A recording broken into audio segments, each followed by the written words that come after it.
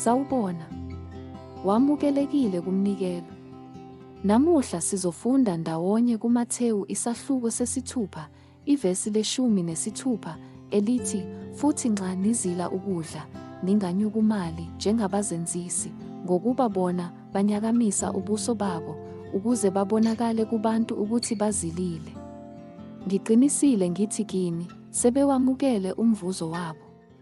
Kulo mbhalo uJesu uyala abafundi bakhe ngokuzila ukudla, egcizelela ukubaluleka kobuqotho nokuthobeka kulesi siyalo esingokomoya. Ukuzila ukudla, ukungadli isikhathi esithile, kunezimpande ezijulile zesiko lamaJuda, njengendlela yokufuna umusa kaNkulunkulu, ukuphenduka, noma ukunxusa izidingo ezikhethekile.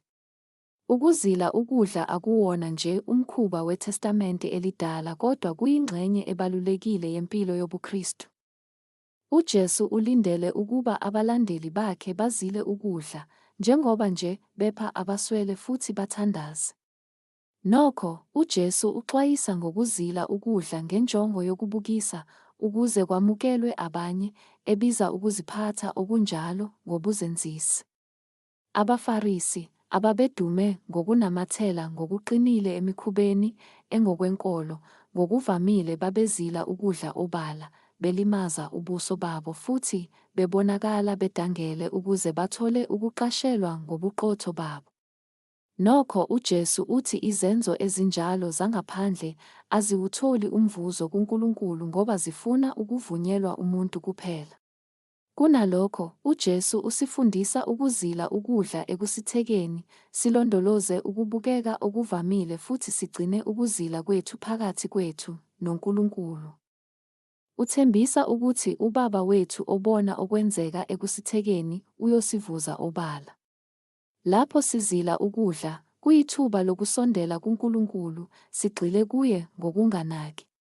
Yisikhathi sokuphika izifiso zethu zenyama zokufuna ukudla okungokomoya.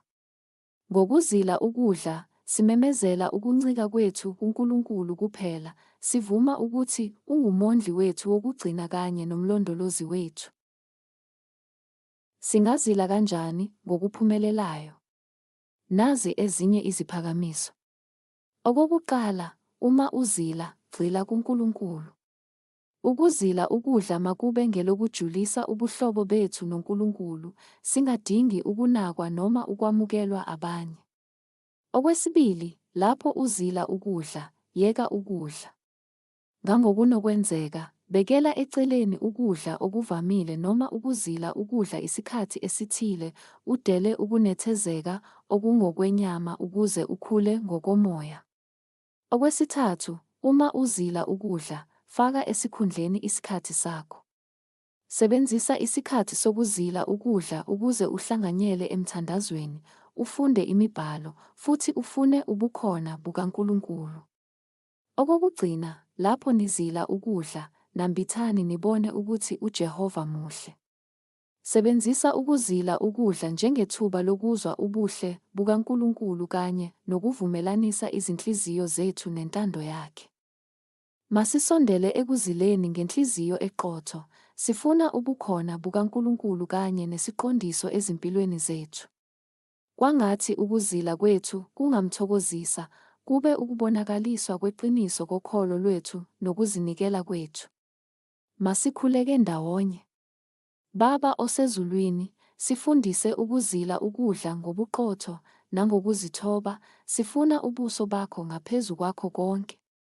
Kwangathi ukuzila kwethu kungaba isiyalo esingokomoya esisondeza kuwe, sijulise ukholo lwethu futhi siqondise izinhliziyo zethu nentando yakho. Sisize simelane nesilingo sokufuna ukuqashelwa abanye kodwa sifune kuphela ukuvunyelwa nguwe kanye nomvuzo. Ngegama likaJesu, Amen. Manje ngicela uthole lesi sibusiso encwadini yabaseRoma isahluko se-15. Amavesi esi-5 nesi-6 afundeka kanje, kepha uNkulunkulu wokubekezela nowenduduzo makaniphe nibe nokuqonda kunye phakathi kwenu ngokukaKristu Jesu, ukuze nganhliziyonye nidumise ngamlomo munye uNkulunkulu uYise weNkosi yethu uJesu Kristu.